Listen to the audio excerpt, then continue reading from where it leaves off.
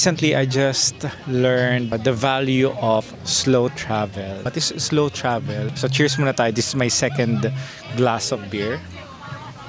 What is slow travel?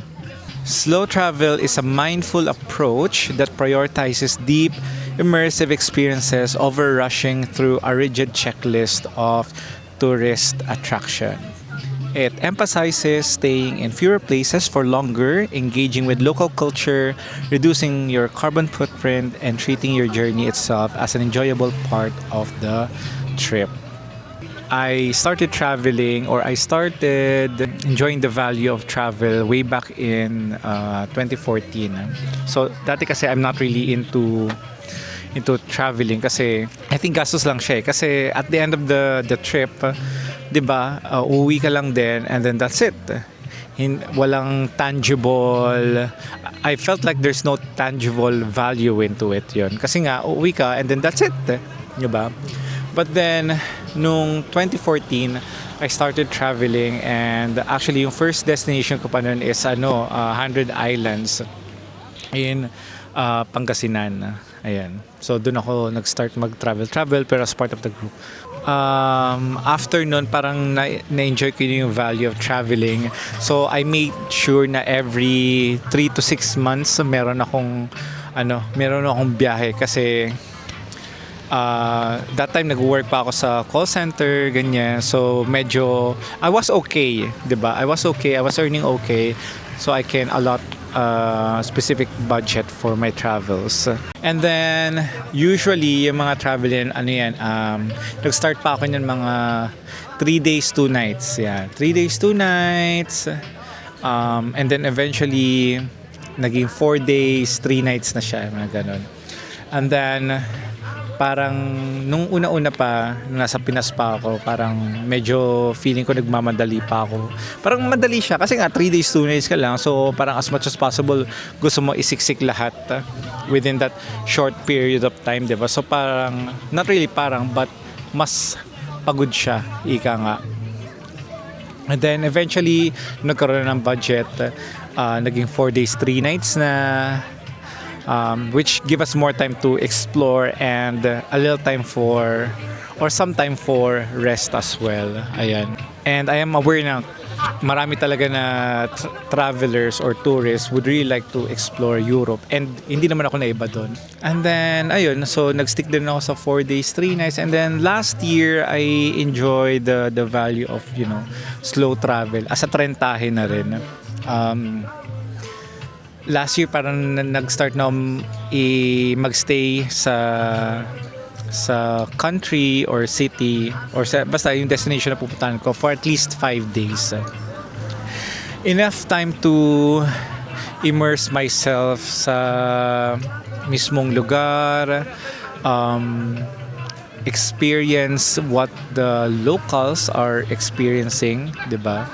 Observe what their daily life is, and it's nakaka-broaden siya ng perspective kasi sometimes kapag if you only have like limited time sa isang lugar, it's too much information, it's too much to absorb, so to speak, 'di ba? Parang ang dami mong na-experience, minsan ang ending niyan nadidrain ka.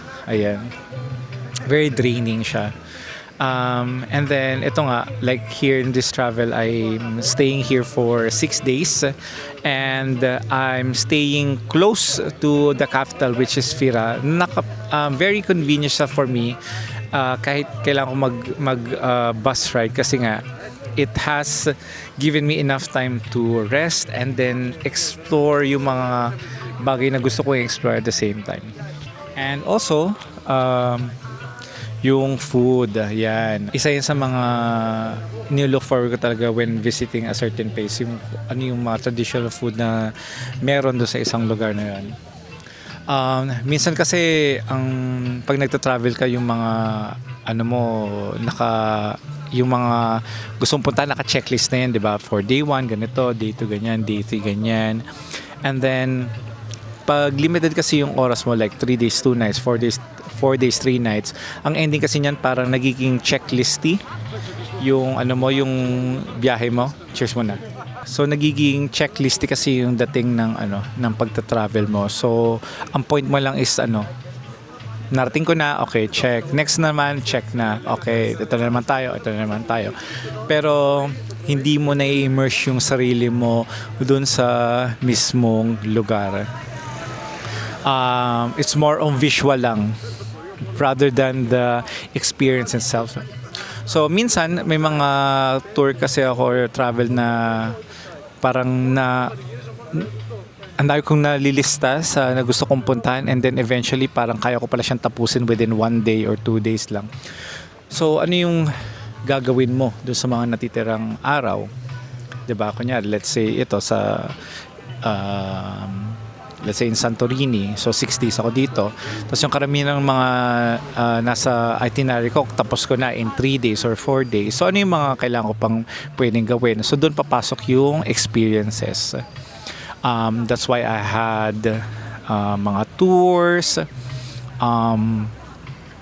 Kasi yung mga tour guides, alam nila. Yan, alam nila kung ano yung dapat puntahan, ano yung dapat iwasan, ano yung masarap kainin. Yan. And they would also share kung ano yung history ng isang lugar, which is nakakatuwa kasi you'll definitely learn from it. Ang dami mong matutunan, and then it will really broaden your perspective. It will give you empathy to certain things, and most of all, malalaman mo kung gaano ka behind ang Pilipinas in terms of different aspects. Nako, sinasabi ko sa inyo, kung gusto niyo talagang malaman kung gaano tayo ka behind, mag-travel kayo, I'm telling you. So ayun siya. I already started like at least mga 5 days or 6 days yan inaalat ko talaga for travel, para at least ma-immerse yung sarili ko sa lugar, 'di ba? And absorb and appreciate the experience of being there.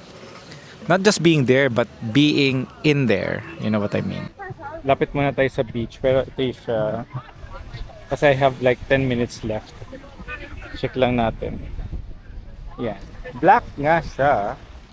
Kasi nga, because of the volcanic soil, hence the volcanic sand. Sana wala lang pumasok na buhangin sa sapatos ko, no? Linis ng tubig.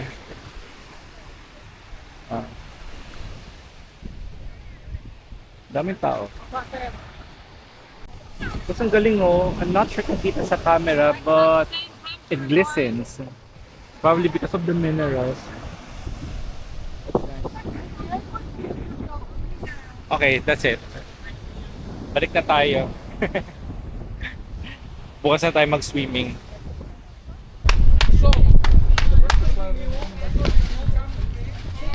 Okay, so pabalik na kami sa may bus ulit. So the next stop is wine tasting. Time for some wine.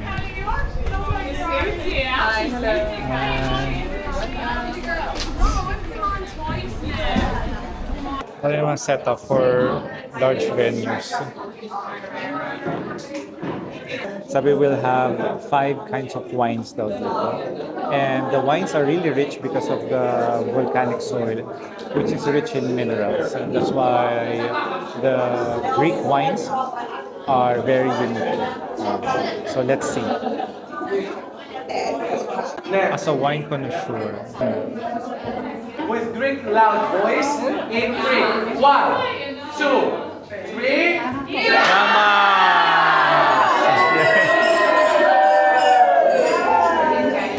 Thumbs up. It's sour. Hindi siya sweet. Sour siya. Very, very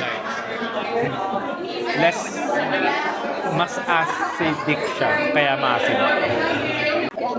So for the third wine, so medyo special, so it's gonna be served with chocolate. So dito siya.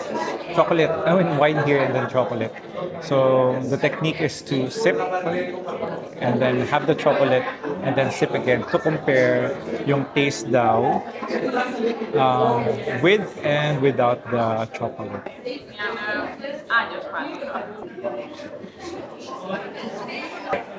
Medyo strong siya. Mas ramdam ko yung alcohol sa sa pang-amoy ko.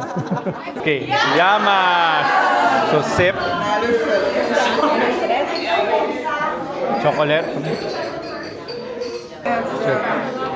I had to go to the dryer because he called me.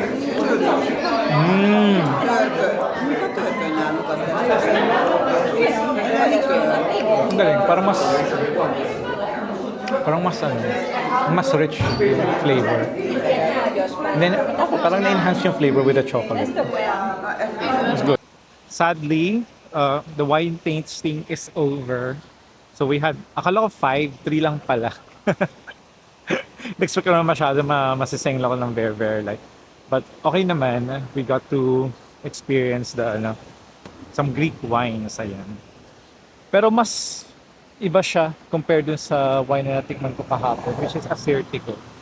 So, ayun. Nakalimutan naman ang pangalan kanina, pero Assyrtiko is not one of them. But so far, out of the Greek wines, Assyrtiko yung favorite ko kasi medyo masarap siya, a little bit sweet, tsaka may sipa. Ayun.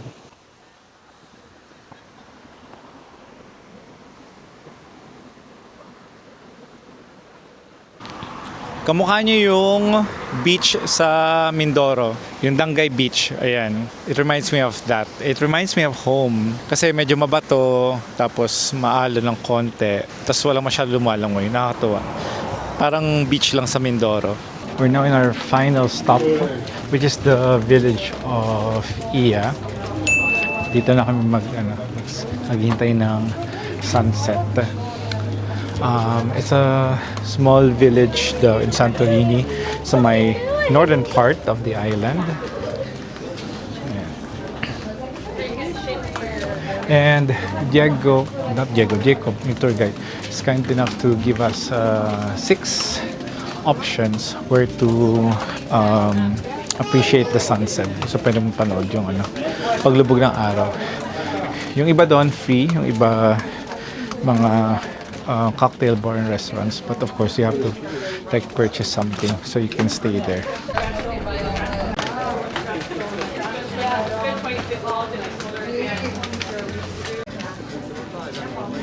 Grabe naman this view.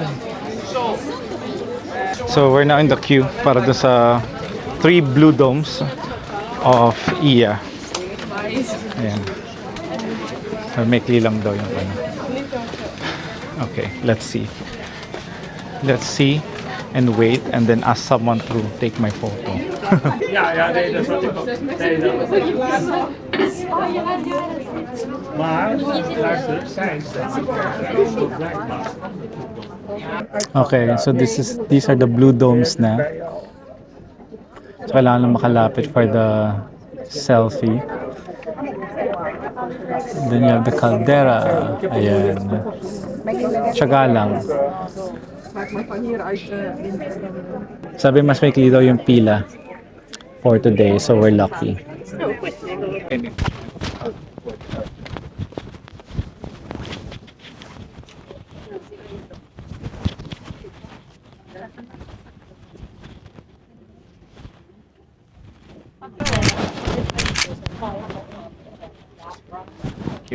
Mga 20 minutes din ako nakapila dun. But anyways, okay naman. So I met some Italian travelers and then they took some photos tapos pinicturean ko na sila in return. Which is really good. Buti na lang. So it's some mga struggle tayo pag solo ka. You have to find someone to take a photo of you. But anyways, punta na tayo sa may Sun Spirit. Okay? So doon tayo mag-stay while waiting for the sunset. It's the best daw, sabi ni Jacob, yung tour guide. So we'll have some cocktails while waiting for the sunset para makapagpahinga na rin ako. Kasi parang init kasi hindi siya masyadong mahangin compared to Fira. Mas mahangin sa Fira, I think. Dito saktong hangin lang. Ewan ko bakit. Scary. Então, mas pra baixo não é que eu te mostrei. Ele tá mais em cima da gente. Ito na yung sana may available seat. Okay, I'm now in Sun Spirit. You have the sun over there. So I think perfect siya for sunset. As recommended by the tour guide. Grabe, sobrang pawis na yung kilikili ko. Ay.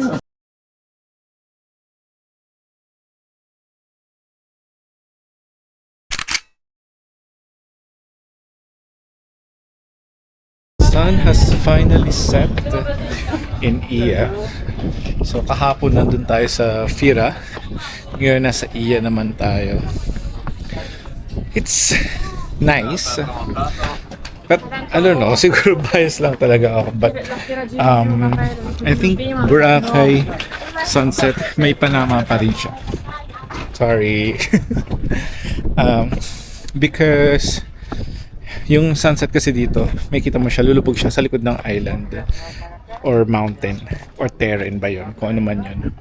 Pero sunset kasi sa Boracay, may kita mo talaga, lulubog talaga siya sa horizon ng mismong dagat.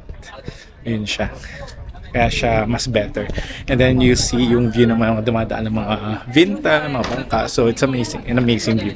Yun nga lang, masyadong matao kapag summer sa Boracay. So given naman yun kapag tourist spot. So it's been a long day today. Nagpunta tayo ng bundok ng Folifitayas. And then village ng Pirgosh. Nag-imperyo tayo.